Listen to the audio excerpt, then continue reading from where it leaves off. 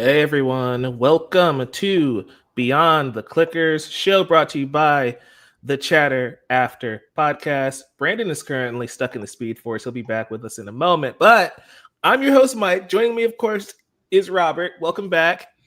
Thank you for having Episode me. 2, Robert.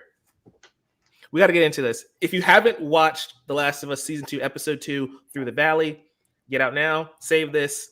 We'll be here when you get back. A lot happened this episode. This was the episode. They did the thing. We picking up shortly after the events of episode 1.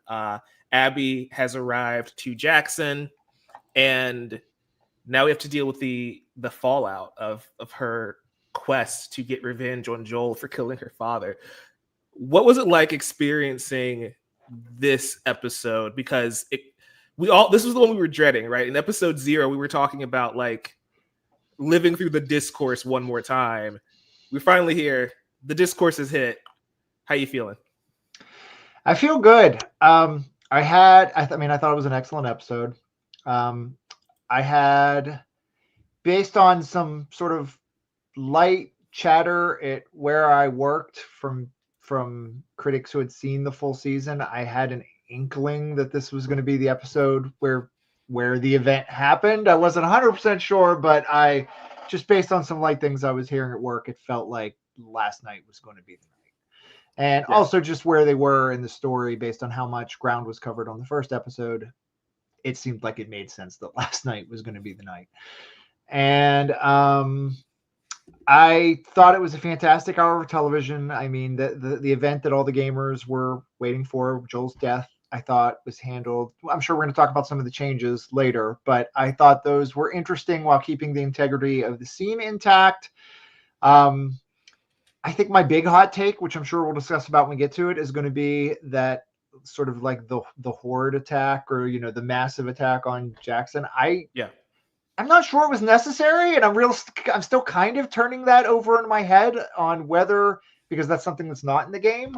Yeah. And I found it being the part of the episode I was least interested in, even though it looked great and there was some cool stuff in it.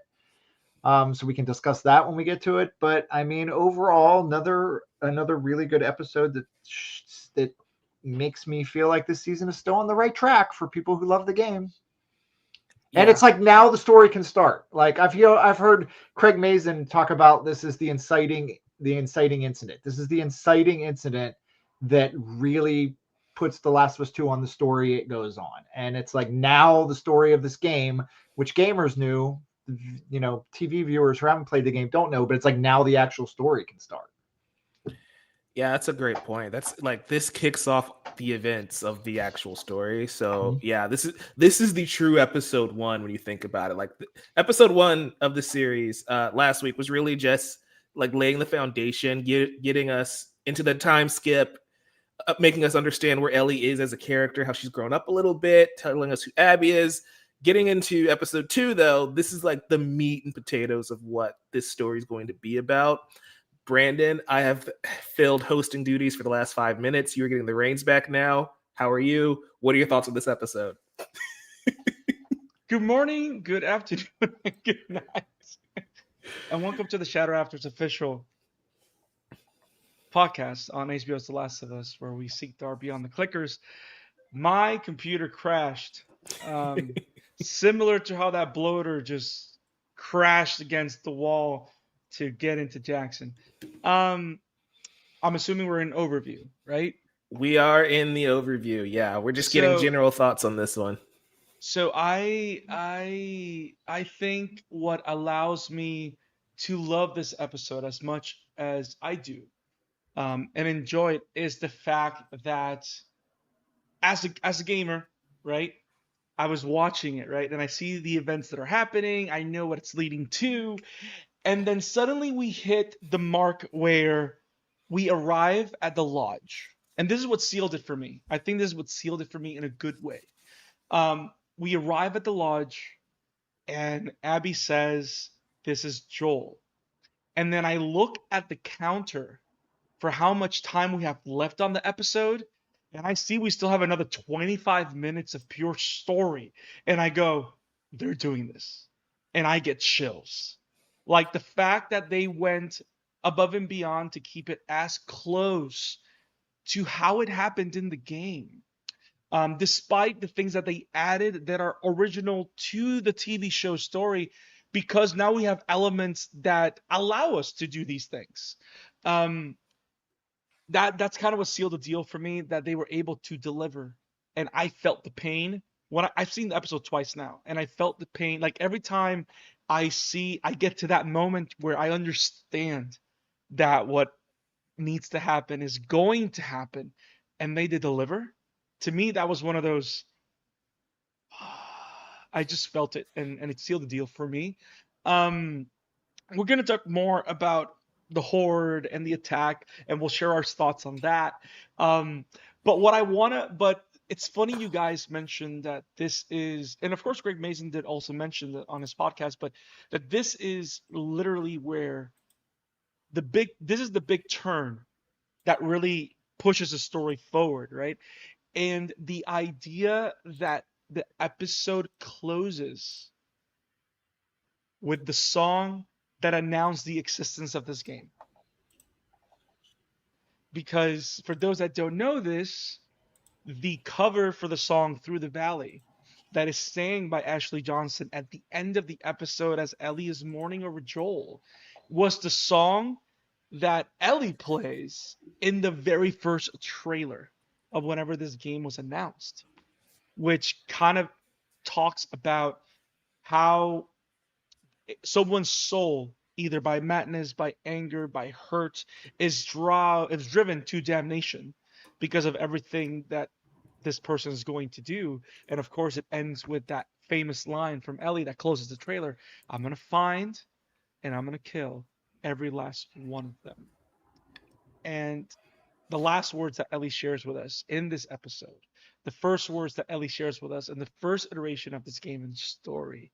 And I don't know, man. I think I'm ready for what's next. I love the fact that we have so much story left to tell for the other 5 episodes. And I feel that everything that they've covered in these first 2 episodes, even though is groundwork for what's coming up ahead, I do like that all these episodes are really dense with context and relationship building and foreshadowing, but also exploring these new characters and cementing our new main character, which is Abby. So um, I was very satisfied with the episode. I think that's the key word. Satisfied is the word. Yeah, this is a fantastic episode of television, really. Like, I have some gripes that we can get into as it relates to the game, but as just an episode of TV, it's phenomenal. I need to mention how awesome Kaitlyn Dever is in this episode. Like, she Bro. delivers an incredible performance, even though this version of Abby is very different from the Abby we get in the game. It's still an incredible character, and I don't know how you guys feel about it, but like having the attack on Jackson going simultaneous with everything happening with Joel, I think really does work and just kind of heightens that sense of agency of like, oh, everything's going to shit. Everything's going south. I do question making some changes with Tommy's role in this story, but we'll get to that in a bit. Didn't want to address the comments though. Jackson in the chat, this episode hurt so much. Yes, it did. She was a real hole in one casting. Oh, too soon, Jack. Way too soon, Ah, bro. But nice to have you here, man. well It's been a done. while. But I gotta give it Jeff's kiss. Well done. Um, so let's get into it, guys. I think we've all shared our general thoughts of the episode. Let's go into our divergence and expansion section. Let's talk about the new things that they've brought into the mythos. And um, we do see flashbacks of Abby's experience of seeing her dad dead on the floor. Like, we know this is something that happens much later in the game. And I think we talked about it last episode that they are being very linear on purpose. Like, they're trying to find a way to tell these stories in a way that's simultaneous, especially at least so far as we are in now, right? But I like the idea of presenting that scene as a nightmare, as for us to give us an insight into Abby's internal turmoil, what she has been repeating constantly inside of her psyche consistently. This is what she's been living for the last 5 years. And the duality of Kaitlyn Dever's performance, and also how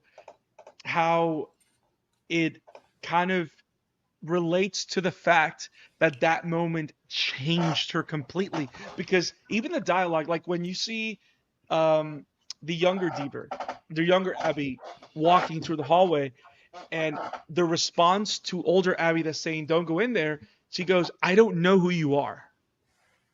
Like, Yeah. leave me alone. I don't know you."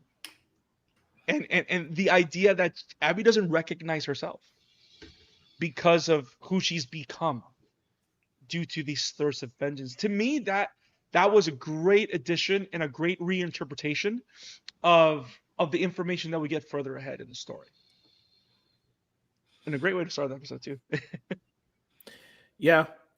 It's also just really funny how we're seeing double coming off of Sinners Weekend, but that's just a me thing.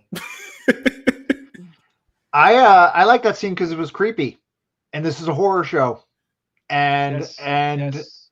the show needs to be It is creepy creepy. sometimes, even when there's Yes. not clickers and bloaters on screen. And I thought it was off-putting and like a little almost Lynchian, and I thought it was way more effective than if we would have just like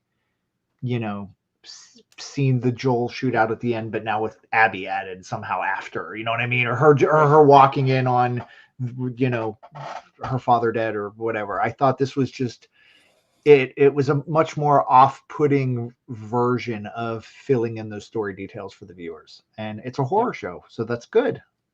Yes. Yeah. They allow the imagination of the viewer to fill those blanks. And the funny thing is, one of the things that they mentioned on the podcast is the fact that we've already seen the body on the floor, because that's the last shot we get from the hospital back then. So we don't need to see it again. And it's all, and I think Kaitlyn Dever's performance is so strong that we see everything in her face in a way that we just feel everything. We don't need to see much. We see more because we're just showing it. Plus, we already established it in episode 1 of what's going on with her. So, like, Yep. they just need to. That scene is very much like you guys were saying. It's introducing the horror aspects, but it's also like, hey, you guys knew what happened in episode 1. You guys knew what happened in the finale of last season. We're just again showing it from her POV and reminding you of that pain that she's going through. So yeah. So that's the other big picture thing to talk about, because last week we talked about how they kind of went, none of this information about Abby is revealed until way later in the game, like way later. When correct me if I'm wrong, guys, but I believe when Abby kills Joel in the game, we still don't know who the hell this person is. Correct? We do know. Well, no, because I think a lot of the conversation that occurs in this episode between them does occur. So we do know. We just see more of Abby prior to the attack. Joel later on, if I'm not mistaken. Man, I'm hesitant to go at stuff I should have read up beforehand. But I'm pretty sure in the game, Joel has no idea why the person who killed him. He knows Joel's done enough people wrong over the course of his life that he knows something he's did come back to. I'm gonna look it up while you guys are talking. Yeah. I will fully admit if I'm wrong, but I feel like I'm pretty sure in the game you don't specifically know that the lead doctor is Abby's dad until that reveal, like a third or more into the game, I think. And if I'm wrong, I apologize.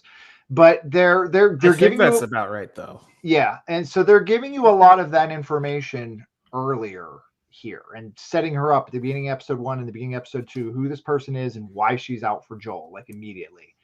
And I think it works. I think we'll see. I think you could make the argument. See, again, once you take the interactivity part out of the game, you do have to make decisions like this. Yeah. So far, I have no big objections. It's funny you say that, because it also kind of it aids into the immediacy of the retaliation, because as a viewer, everything that Joel has done is so fresh that even though it has been 5 years later, we're seeing the immediacy of that consequence. So us not knowing why she's doing what she's doing, it kind of lessens the blow when it happens, and we just feel the one-sidedness of, oh my God, they killed Joel, and we felt it, right? As opposed to they killed Joel, but there's a reason, whether we like it or not, of why he was murdered the way he was. So I think I want to know, if you, once you figure it out, let me know. I do want to know, because I think you may be right, but at the same time, I do understand what you're saying. Like, they had to make certain decisions because there's no interactivity. There's no Yeah. reason to just follow the one character. They have to find ways to justify the existence of these storylines going parallel, to invite people and viewers in. Because It's nobody would care to follow Abby anywhere beyond this point without knowing the amount of information that at least we know now. Okay, I see some Reddit threads where people were debating whether Joel knew who Abby was in the game, and the So we're answers not the seem to only. be yeah. So the answers seem to be leaning toward he probably had a pretty good guess that she was a Firefly, but did not specifically know who she was at the point of his death in the game. That's what Reddit's telling me right now, gentlemen. and Reddit knows all, so we're gonna take it as word. I've been on the Last of Us wiki page forever, so at least Reddit is giving us some sort of answer. Everything on this timeline is now in chronological order. It is messing with me. Yes. But Yes. yeah, like I was talking to a friend of the show, Christian, check out Film Optics. We were talking, it's like the idea of it not being that interactive medium, right? And that's why I'm interested to see where it goes, because The Last of Us Part 1 is a very straightforward story. But The Last of Us Part 2, like they had to introduce Abby a little bit earlier in the season. But then telling us her motivation and then following through with it, to me it feels like it lessens the blow a little bit, because really you introduced a brand new character who said she's going to kill Joel, and she kills Joel in like the following episode, and it's like, well, in the game it kind of comes out of nowhere and it blindsides you a little bit. And I think that had a much stronger impact, unless you're like me and you got spoiled online because it leaked. But outside of that, like the game was supposed to make it like super shocking for you, and the show kind of just telegraphs it a little bit. So I want your guys' thoughts on that. Do you think it's still mostly effective? I know it's not the exact same, but I think it's a real question because in the game, it really does feel more like it comes out of nowhere, I think. And Yes. I found another article. I'm going to quote Paul Tassi from Forbes, who wrote an article today. And he wrote an article talking about taking exception to it and saying they did kind of make a mistake here. And Paul writes, I take some issues with the story delivery here and how this is going to inevitably work differently than the games. In about 20 total minutes of Abby's screen time in the show, we already know her entire motivation for killing Joel, down to the exact person he killed and the full reason for her entire mission. This is not how things played out in the game. While some people may have had their suspicion about what Abby's deal was, the full scope of this was not explained. That became much later, more than halfway through the game, which is how I remember it. And it does make it a much more shocking moment in the game. yeah. In the show, if you have episode 1 where it's like, I'm going to kill this man, and episode 2 filling in the details of why very early on, I'd be curious if people who hadn't played the game had started bracing themselves for it beforehand. Like, is this going to happen? Like, is this... Although, again, it seems so out of left field. If you knew nothing about The Last of Us, you would never think they're going to kill Joel. He's the, first or second lead of the show. But it is much more telegraphed. So... Yeah. You're not wrong, because even though it was telegraphed the way it was, I have a friend at work that hi Tammy. I have a friend at work that literally looked at me this morning and said, I don't want to talk to you. like she felt the breath. She's show only. And it broke her, and it made, like, she felt everything that you're supposed to feel. And from that perspective, they were very successful. Yeah. And of course, we have a baggage of knowing and loving this and replaying it and reliving it because we enjoy it, right? And it is a question. Um, I think it's fair for us to question whether or not it was successful or not. One of the things that I was thinking also is that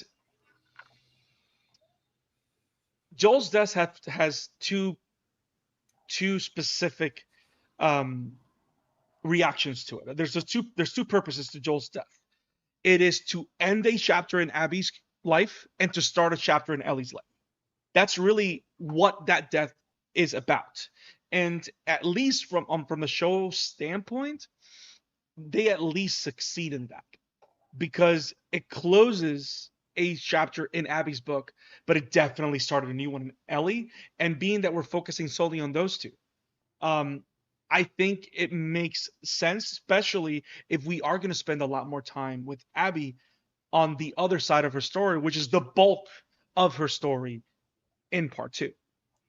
So it's it says it's a decision, and depending on how you look at it, it's how it's whether we're going to be satisfied with it or not. This is what I would say, and this helps also stick to the agenda in talking specifically about that first scene. But I'm not convinced.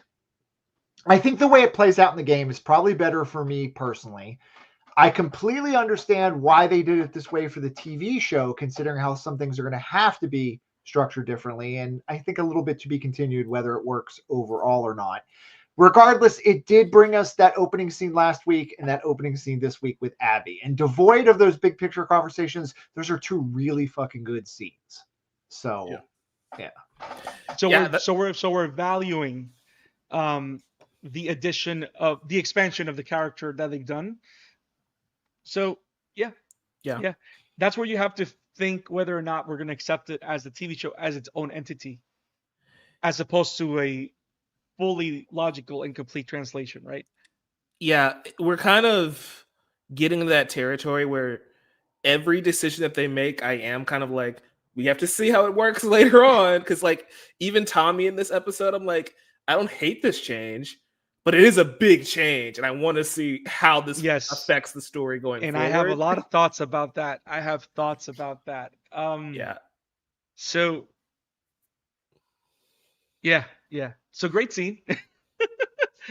Great scene, the first scene.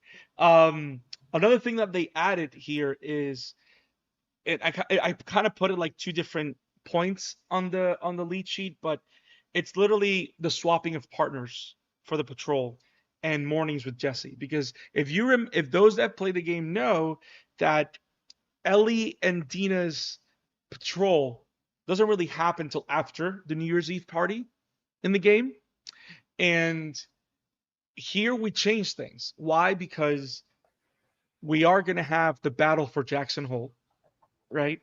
So we need a leader there. And of course, we have seen Tommy be the leader in this community, especially when it comes to he's kind of the general. He leads the battle, he leads the tribe in that aspect. So him Yeah. staying in Jackson for the upcoming battle, of course, it's a drill until it isn't, right? It makes sense for he to be the one to stay.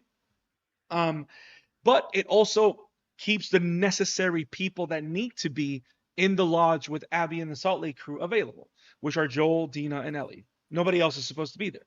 Those are the only people that need to be in that room. Dina, of course, because of her connection to Ellie. Ellie, of course, because what sets her off and the next of her story is witnessing the cruel death of Joel. And I love the banter between Jesse and Ellie. Like spending that nice quality time with Jesse was great. I love how Young Mancino brings that character to life and his interaction, buddy buddy bro love with Ellie. Um, I like the whole Seth thing. It was just a simple detail, but of informs more of Ellie's character and Seth's character, which is a little bit more there, just to bring more connection to what happened in the past. But what I love the most about the morning with Jesse is the conversations she has with him about her and Joel's relationship.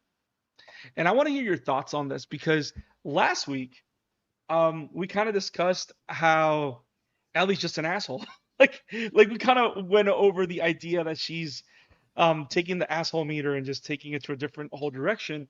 Yeah. And I love, especially before the big event, right? I love how we have this little moment of vulnerability when she goes, "Hey, I know everybody's like worried about me and Joel or whatever, but Joel and me are always going to be who we are. Like nothing's ever going to change that." And like it's her way of going like, "I know I have to fix this. I know I have to find a way to mend fences even though I don't want to right now, even though we don't know why she doesn't want to." Um but that kind of, I think, brings a lot of somewhat of some closure to what we saw last episode, to know that the Ellie that part of the Ellie that we've always loved is still there. That innocence towards Joel is still there, and that love towards Joel is there and will always be there, which I think is just accentuated with what happens at the end. How do you guys like of that nice little addition with Jesse? Yeah, I'm gonna be honest. I had the complete opposite reaction of you, where I'm like, why are we hiding this so much? Like we know so much about Abby, but we know hardly anything about Ellie for some weird reason. And it's like we cut a very important scene because last episode, like the last time we see Ellie, she's walking up to Joel's porch. And that's the end of episode 1 for her, at least. We cut back to Abby for like the final scene, and we don't Because follow we have through. to. We don't follow through with that moment, and it's like, and Ellie's just like, oh yeah, like you were saying, Joel and I, we'll be good, we'll be fine. And it's like we talked a little bit, and it's like, okay, so clearly the scene happened, and you don't want to show us for some reason, and I think it kind of just exaggerates Ellie being an asshole even more in episode 1, because the only time we see her and Joel is her being a dick and then him bleeding out on the floor, and it's like, again, we know, but I wonder how a viewer who has no idea what's going on with Ellie is interpreting these first 2 episodes with her. That was my takeaway. Like, I see your point of view, but that is kind of my takeaway. I actually agree with Mike. I feel like, and this specifically goes for TV watchers, I feel like there was a scene between Joel and Ellie that is missing from this episode. And it's we literally is. Well, That's right, yes, part. we know there is, and I assume we expect we're going to see it at some point down the road. Yeah. But just from the information we're given these two episodes, it's so weird that there's not a moment of at least half reconciliation, or you know what I mean, or sort of some halfway movement. Even if it's just a movement where, even if it's just a moment where Ellie's like, he's right a little bit. Like, I need to fix this. I maybe, you know what I mean? Like I need to get me and Joel need to somehow fix whatever we're going through right now. Maybe not to get our relationship back to where it was or where it can be, but just we need to find a little more stable ground for this relationship to be on, which still makes it just as devastating when what happens if they're on a way to some sort of, making their relationship work again. And it's just, it feels like I said, we know there's stuff that's not there that we may get later, but it does feel like there's a little bit of a narrative hole if we're just considering this chronologically. So It's interesting you say that. So I have a question. So we know, and I'm trying to think about it as a TV viewer, because we know what we know, right? Yeah. I mean, we think we know what we know. We're not for sure. We don't True. know for sure what may or may not be in the show. Nothing. Yeah. Like I think maybe it's just from reviewing comic book movies and like anime so much, where my brain can easily just like turn off. Like, oh yeah, I know I've read this, but also I have to just take what's in front of me. And what's in front of me is that Ellie's a dick right now with no resolution. Yeah, I mean, she still is. There's just nothing wrong with that. And wait till after this, right? I think I like that conversation between her and Jesse, and I think it kind of does, like, 20% of what it needed to do in that regard, but nowhere Yeah. near probably fully what it needed to do. In that Well, of regard. course, because there's so, and I think that's the point. I think it wasn't meant. So I think it was the creator's intent for us to have this perspective of Ellie at this point. Like, we are meant to feel this way about Abby because it's such a complete turn for what we know of her, especially towards the end of that first season. It is Yeah. completely a different character altogether, and it is purposely driving this character in this direction. And yes, there's a lot of information that we do not have that we expect. I think even as a TV viewer, we expect to see more of this. There's no way that it just ends with Joel bloodied on the floor. There has to be more. Even though if you're not getting closure, there needs to be something to either worsen the blow or alleviate the blow. It's either going to be one of two things, right? But at the same time, I wonder if is it fair that we feel this way just because we know Ellie longer, as opposed to Abby that we just met her. That we do need more of Abby than what we need of Ellie at this point. I think a lot of sorry, go ahead. No, go ahead. Just to solidify her as one of the new leads of the show. Well, that's the thing, though, and this is what has always, to me, made The Last of Us Part 2 so divisive. Like, outside of the idiots who just hate the game because women. But one of the things that makes this story divisive to me is that Joel is the main character of The Last of Us Part 1. He is the main character. He's the only playable character outside of like Ellie for like one section of that game. And so going into season 2, it's very much the same thing. Joel's the main character. Now Ellie has to become the main character, or Abby, depending. We haven't gotten that far yet.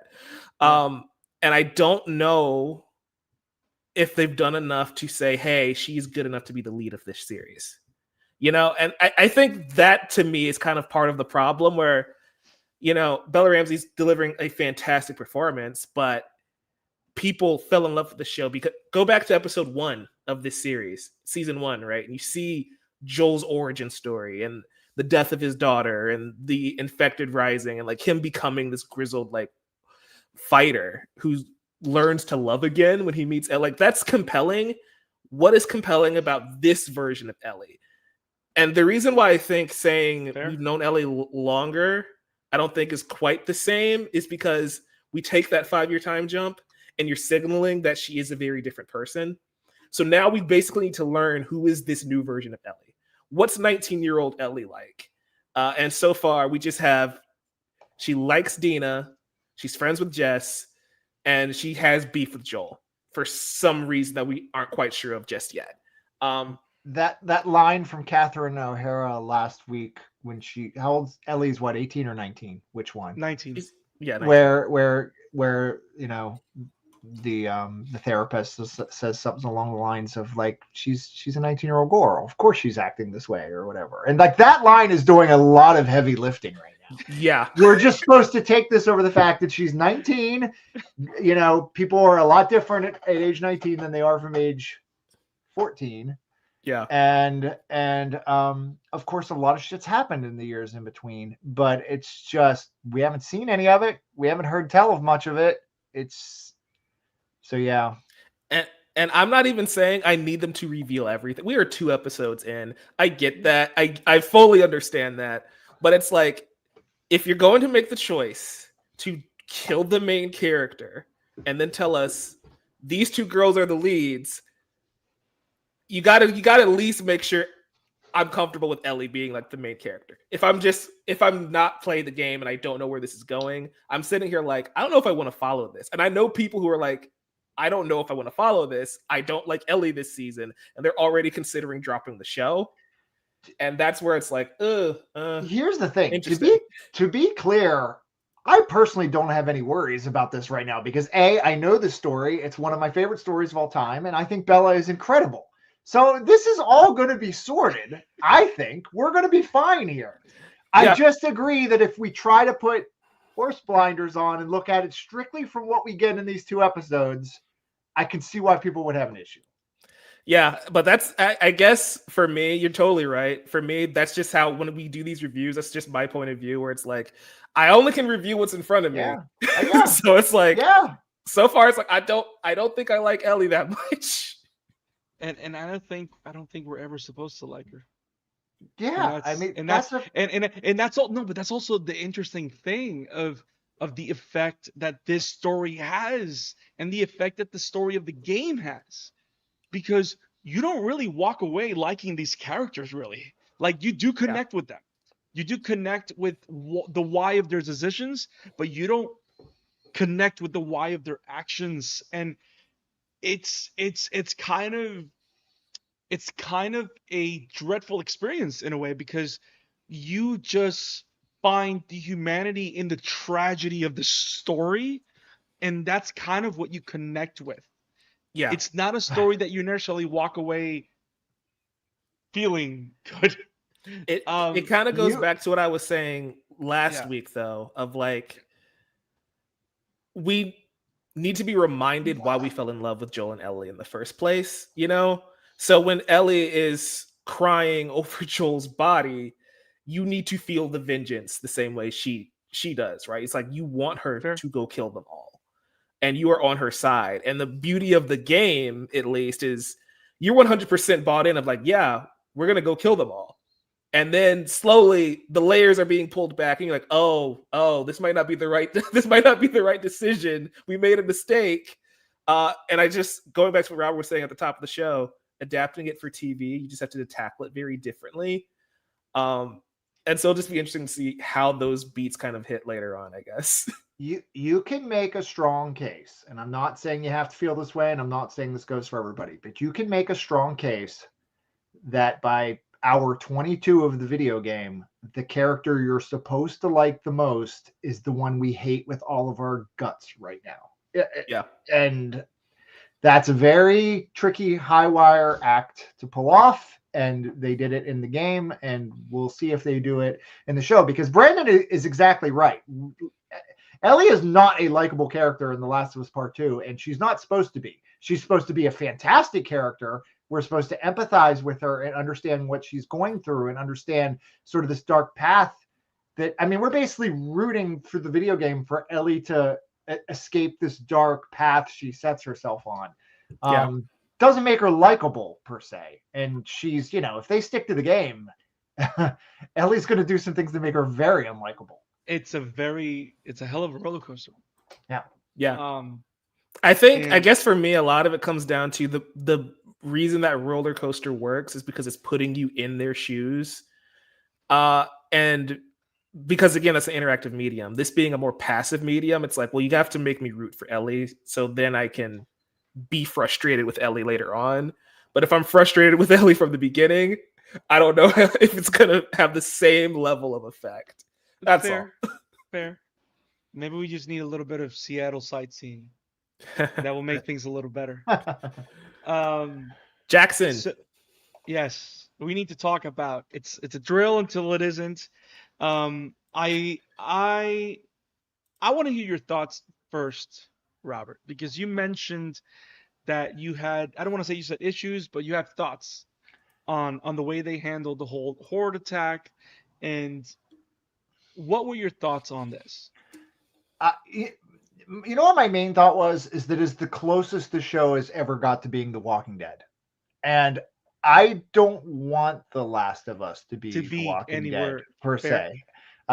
I heard a couple people online name drop World War Z as well, but I've never seen World War Z. So they mentioned that because the zombies are kind of like the World War Z zombies, Yeah. where they're not slow walkers, they're just So runners and they go on top of each other.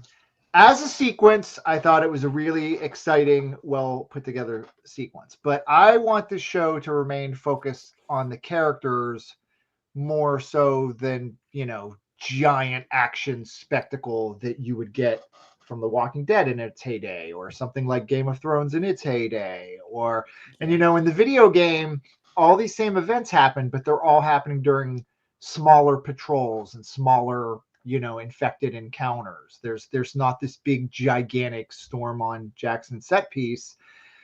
So I felt a little bit of a pull of, as a game player, it's like, yeah, this is kind of exciting to look at, but this is taking me away from where I want to be. Like, I want to be with these characters. I mean, Ellie just disappears for a long stretch where, where she's, uh, it's her and Jesse, I guess, go out searching, and they split up to look for Joel, and it's just she kind of goes away for a while, and then we know Joel's in a lot of trouble, and we're cutting back to Jackson for like 10 minutes for this massive action spectacle, and so I don't have anything negative really to say about it. Just that I personally don't know if I needed it. I will say, I guess this counts. It's a little bit prior, but it is when things start to go to shit.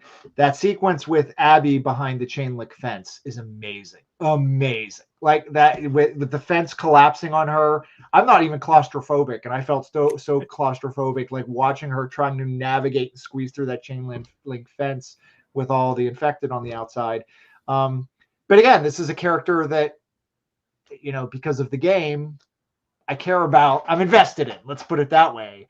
So to see that, I thought was much more interesting to me than, 20 people heaving bottles of, or, barrels of gasoline into a CG infested landscape of clickers. I'm just less interested in that stuff.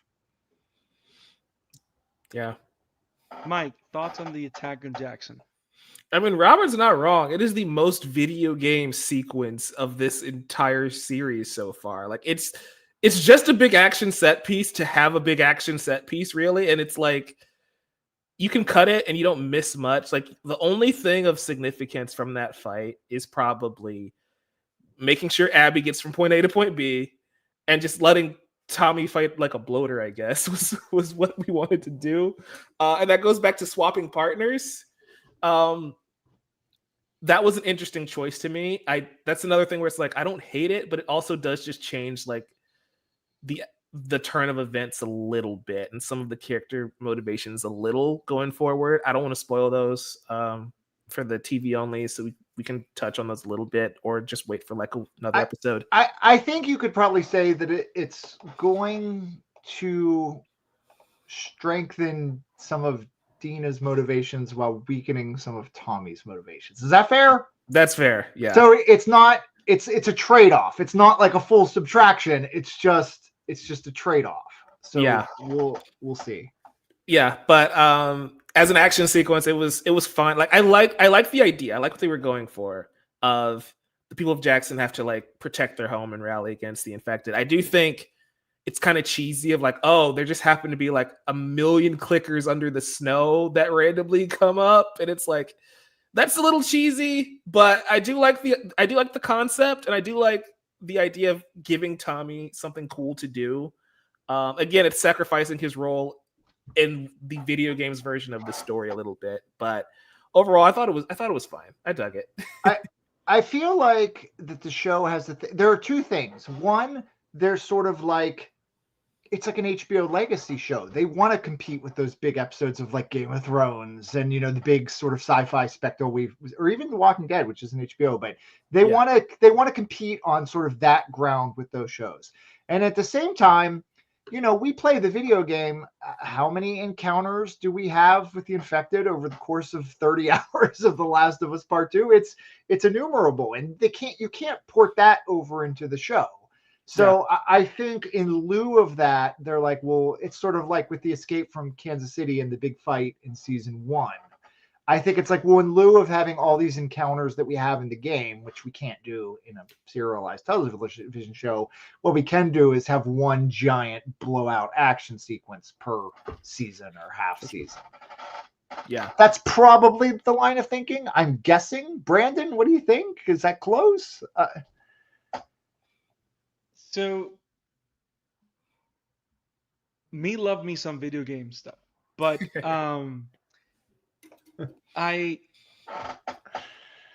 was it necessary? No. Was it phenomenal and fun to watch? Yes. I don't think having consistent, like you said, I think doing something of this massive is not sustainable, especially for the story we're trying to tell. You do have to have other set pieces this big, but not necessarily with infected, right? Especially with the other groups that we are to meet later in the game, right? Um, Now, one of the things that the reason why I was able to appreciate is that um, we know that Jackson, as a city, as a town, right, as a civilization corner of the world, this is not the first attack they've seen. And that's one of the things that Neil and Craig kind of mentioned is the fact that you kind of read and hear of attacks that have happened in the past. We just never had time in the game to explore that. And the idea that this is thought to be like one of the most peaceful and real hopeful remaining civilizations, right? The idea that they were this ready to take care of that type of attack and had a plan, it was fun television to watch. Um, but also, I love that it doesn't come out of nowhere. It is really cemented into the world that they are creating for the show. It's triggered by the reaction from Abby and then directed to Jackson due to the fungal network, because we do see the fungal network show up at the end of episode 1, but it's not triggered by someone's action till this episode. And as soon as it happens, it just directs those infected this way. So I love the fact that they're building on top of things that they have introduced to us in the past, as opposed to just making it out of nowhere. And it was also very creative, kind of Deus Ex kind of thing, because it was a perfect story-driven way to drive the horde from Joel, Abby, and Dina. Because the fungal network was triggered, it drive the horde a different direction. So that to me was kind of brilliant. I also like the snow thing, because the snow thing, I think, is just a different way of expressing how they kind of hover underground, similar to what we saw in Kansas City. So it's just a different version of that. So I like that kind of mythos expansion, or maintaining that same type of structure and not going back and changing things for their convenience. They're really Yeah. doing things within the world that they've created. And we got that, but also got the moment. We got a lot of people don't know this. The fence scene of Abby crawling, that is in the game just like that. Joel saving her was in the game just like that.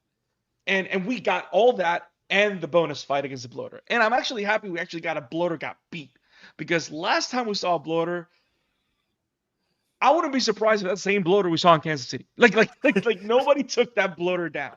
So the idea, and those that have played the game knows that the easiest way to take out a bloater is either with a flamethrower or Molotov cocktail. They're the easiest way. Flame is the way to go, because even if you use a shotgun, you're just wasting barrels unless you're using fire-based rounds. Like that Also, shout out to that one guy who looked at all of that and just ran away. He's so real for that. He was like, peace. Fuck this shit. He took the flamethrower with him too. Yes. It's just like, Yes. okay.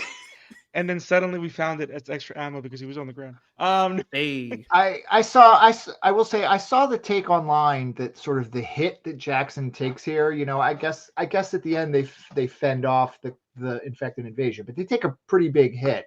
Yes. That I saw the take that will only compound Ellie's problematic state of mind and the hopelessness of her situation on top of losing Joel, which I don't know that the story needed that or that Ellie's motivation needed that, but it's out there. I can see if people want to make that argument. I mean, it's funny you say that, because I think for what we know of Ellie, the whole point of her going after those that killed Joel is kind of more related to the fact that she doesn't belong in Jackson anymore. Like Joel was one of the reasons why she felt she belonged in Jackson. Because can't say anything more. It's a spoiler if I say anything more. In these first 2 episodes, they make it clear that she doesn't have the same sense of community as her friends do in Jackson. True. So there is that at least. I will say, Robert, I would flip that a little bit. That could probably help supplement some of Tommy's motivation. Yes, and it's Because and yeah, I'm glad you brought that up, because one of the things I wanted to mention is, didn't you guys notice in a more healthy way that you kind of see Tommy embrace his brother's bravado to be the leader that he is in Jackson? And he's fighting to defend this town. But the reason he takes on the bloater is because he becomes single-minded and focused on that one person he wants to protect, which is Maria. And I kind of find it interesting that the way that we find weight on the way we add weight to Tommy's grief about Joel's death is the fact that he's going to battle with the fact that he chose Jackson before choosing his brother. Just like unlike his brother always chose him on top of everybody else. And the fact that he wasn't there to protect his brother, that he wasn't able to save him, that's what's going to eat away at Tommy.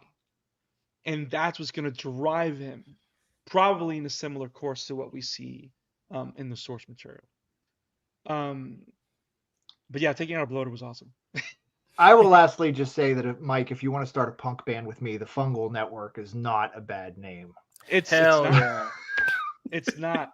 It's not. I'll bring Brandon, grab your guitar. I'll be on Yes. bass this time. Brandon plays too. We're there. This is the way to do it. And we can just invite Gustavo Santolaya to just bring his little whatever he plays.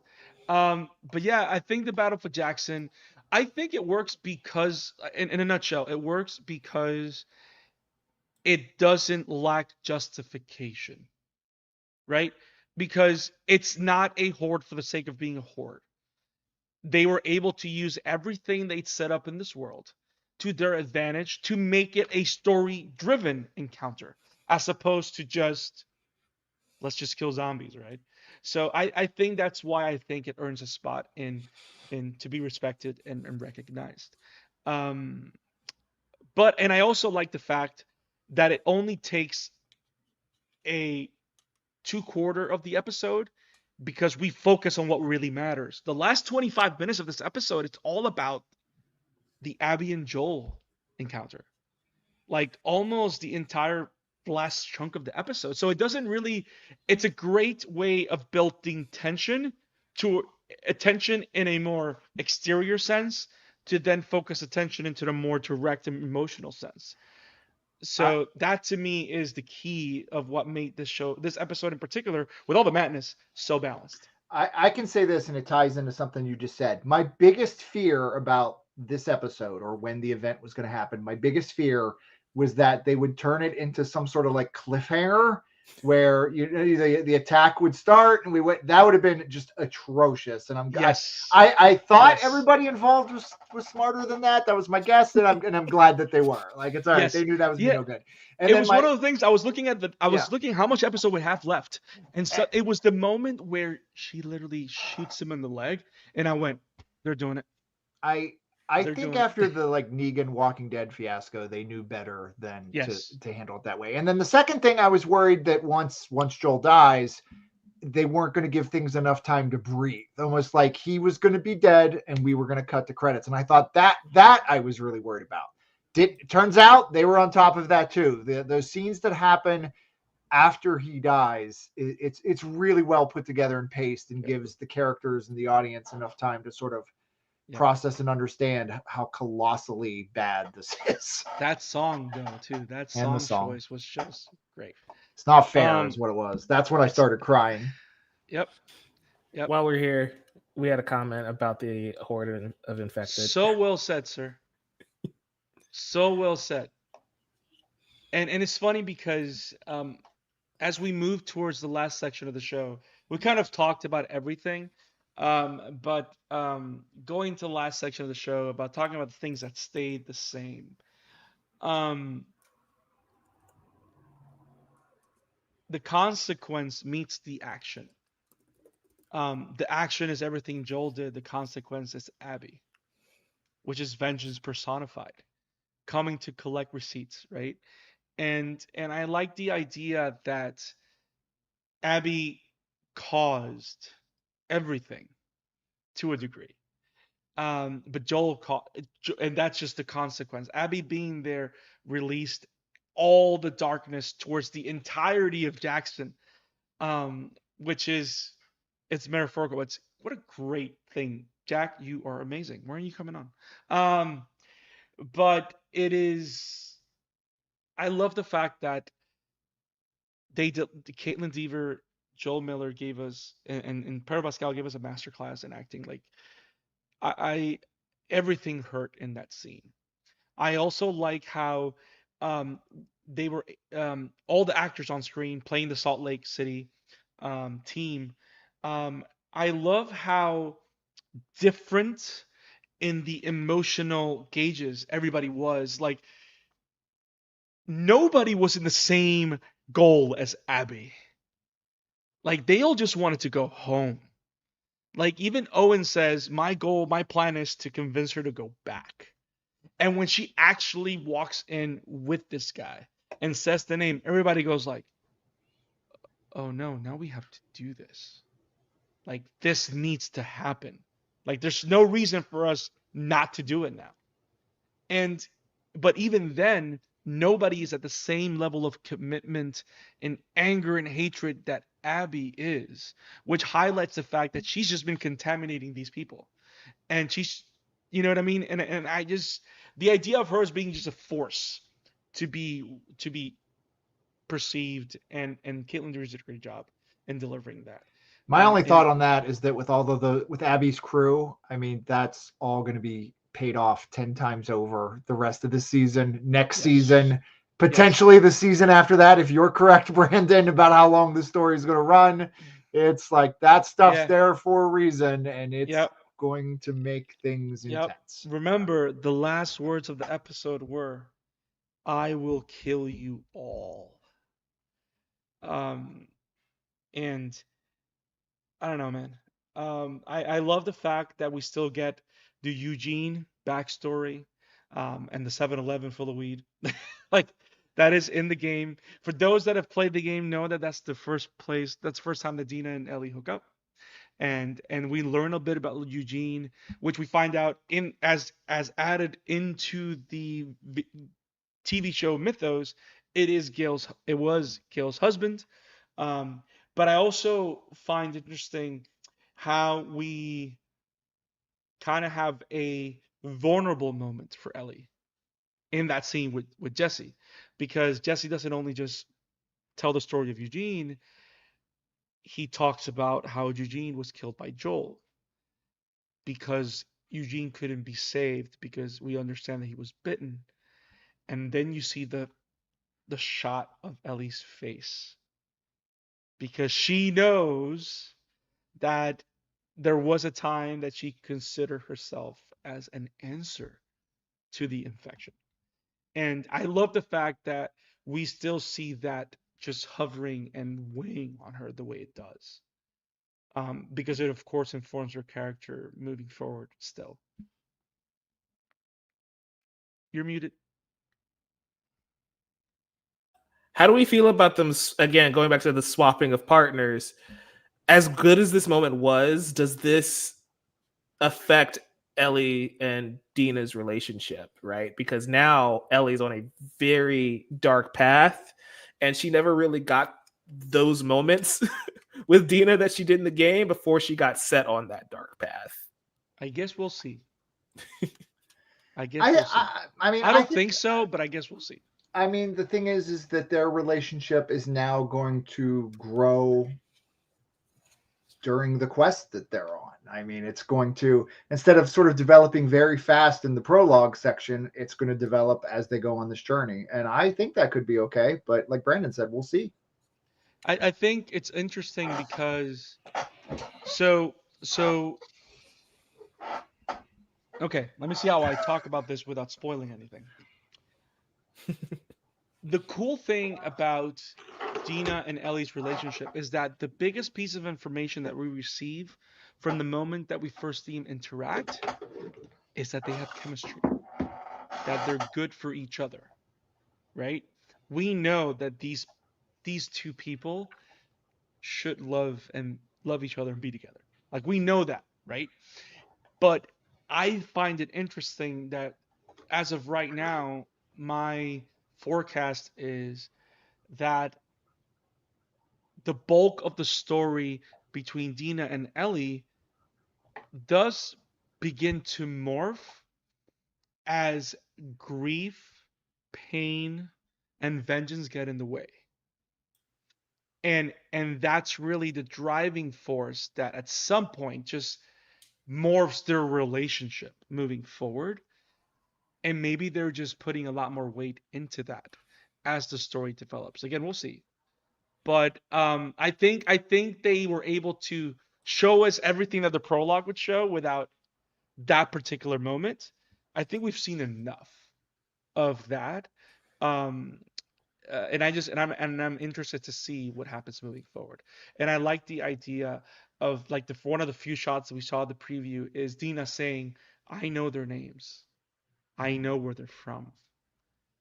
And like she is invested in this Right. vendetta Right. In the game, it's a little more of a tag along situation, and because of her as opposed, relationship, right? right, as opposed to she's in the shit now. Well, I mean, Yes. Yep. she was there. So Yeah, Right. I guess that's why I posed the question, because I think that drastically changes how we view Dina's character too going forward, because she was kind of just in it because she was there for Ellie, but now she very Hmm. much is. Like even the show itself in episode 1, Joel had the one line of like, Dina's more of a daughter to me now than Ellie at this point, because of how their relationship was. And so Hmm. I, that, I think, by itself just makes things slightly different, not in a bad way, in an Yeah. interesting way, but it Yeah. does change like the trajectory of her character a little I bit. I will only say that at this point, I like show Dina better than game Dina, and we will see how that progresses.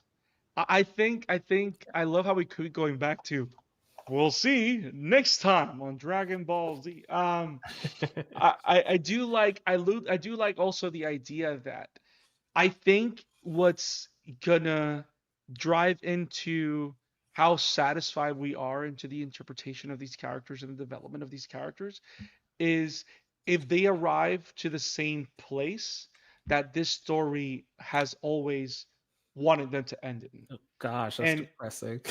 and no, but that's part of I think that's kind of what I look forward to because that is kind of the perfect ending for the type of story that we're exploring. You know what I mean?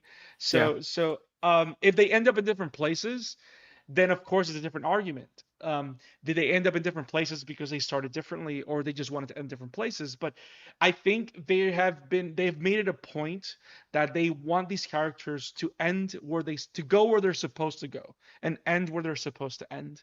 And maybe we start or go in different directions, but the finale is still the same. So I think if we still get that closure or none or lack of closure, I think we get what we want. Um, but but yeah, man. This episode was great. I love the whole Abby versus the Horde, the fence, and the last piece of thing is that the last action that Joel did was of being a hero. And I think what I like about that, it kind of goes back to after hearing the conversation that he had with Maria, I think it adds a lot more weight to him saving someone that he sees that needs help. The idea that he's spent all these years just building houses, the contractor, building houses, helping people. The idea that he understands that he was a refugee as well, and that the whole pay it forward idea, and the fact that he went to aid this girl, not just because it reminded for him of Ellie probably or Dina, but also because it is the right thing to do. And deep down, we know for a fact that he never regretted doing what he did in Salt Lake.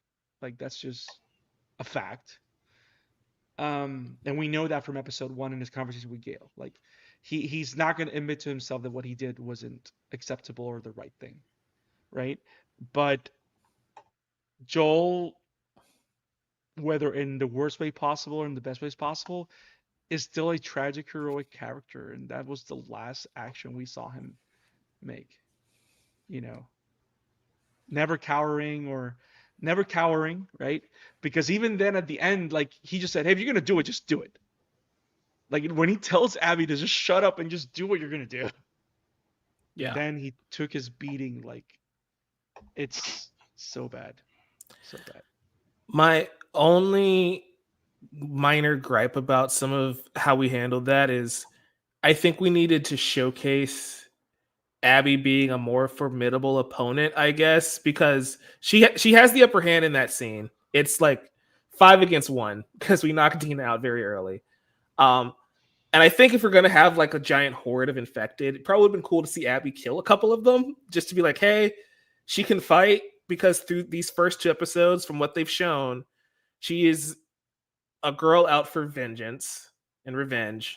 But we haven't seen like her battle IQ. We haven't seen her like I guess we haven't seen enough of like what makes her a formidable opponent to Ellie or Joel, you know? It's funny Yeah. you say that. It's funny you say that because we do see her battle IQ. Probably not against infected, but in the way she draws Joel in. Because there's so powerful acting when Joel saves her and just dunks her on the floor, and she's just sitting there like just freaked out of everything that's going on. As soon as she hears the words Joel, Dina calling out his name, you can see her face changes, her gears are turning. As soon as she sees Joel, the first thing she's looking is for her gun. She doesn't have it. It fell down in the snow somewhere. And all she's focused now is, I got him. How do I get him to where I want him?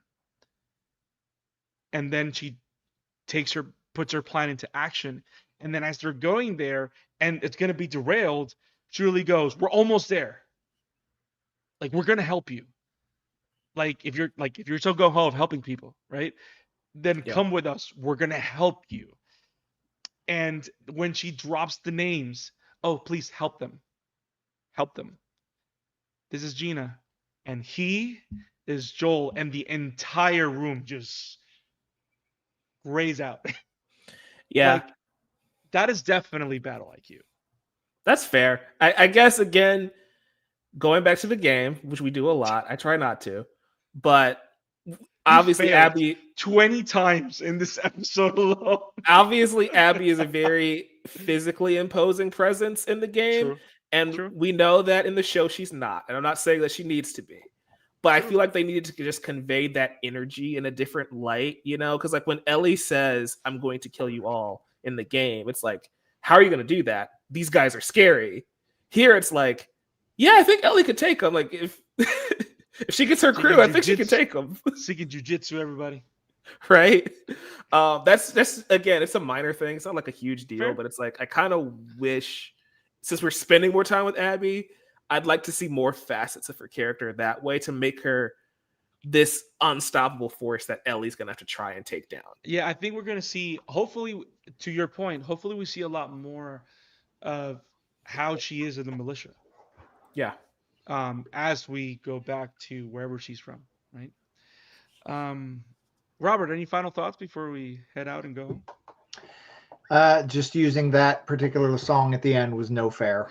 That was just no So fair. bad. It was so hurtful. I mean, Yes, my it eyes broke were already. everyone. I mean, even as someone who has known that, played this game years ago, my eyes were watering a little bit. I was Yes. feeling a little verklempt, but it was when the song kicked in, I was like, Verklempt. you Coffee talk with Linda when- Richmond.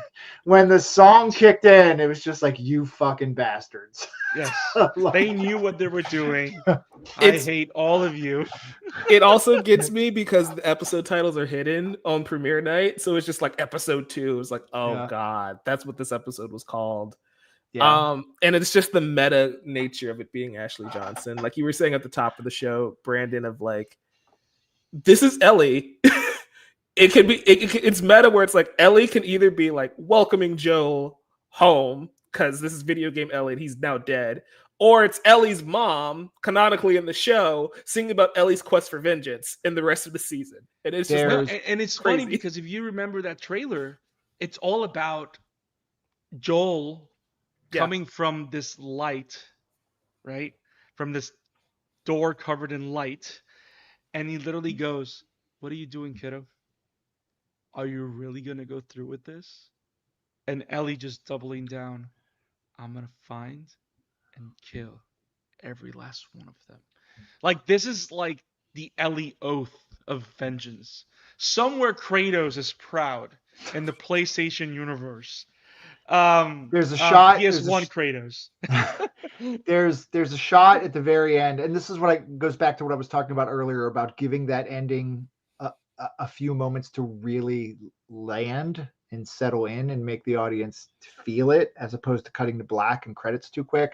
Mhm. There's a shot at the end that I'm 95% sure is not in the game, where they're on the horses dragging Joel's body away. Yeah, I It's don't think all I don't it's think it all is. it's all wrapped up, and you just see Ellie look back to see And just Joel's break. body being dragged, and just the acting that Bella Ramsey's doing right there, and just the heartbreak and everything like on her face. And I just thought, man, I mean, that's really what sent me spiraling. It was just like, oh, this hurts so much all over again.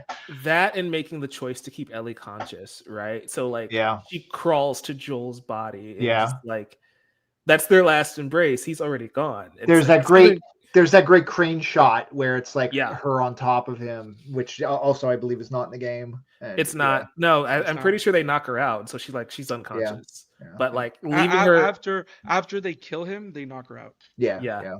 So she being awake and staying there, and I assume staying there until Dina wakes up. That hurts, man. That hurts And so then much. Jesse finding them. Yeah. And like it's crazy. It's really heartbreaking. And Ellie just the way Ellie says that so savagely. Um, I'm gonna kill you all. It's just I don't know, man. The fact that we have 5 episodes left, and keep in mind these first 2 episodes, have been very dense. So much content. The fact that we have 5 episodes left in the season to digest all this. Again, this was all prologue. The story starts now. I'm so Right. excited. I'm so excited. Like we have 5 episodes left, and that's not even the end of this story because there's another season anyway. So Stop it's like, it. Yes. gosh, Make me happy in my tears. No doubt about it. I'm ready to get hurt again. Yes. Never gonna let you know. So, guys, we've done the thing. Robert, always a pleasure to have you with us. You're home.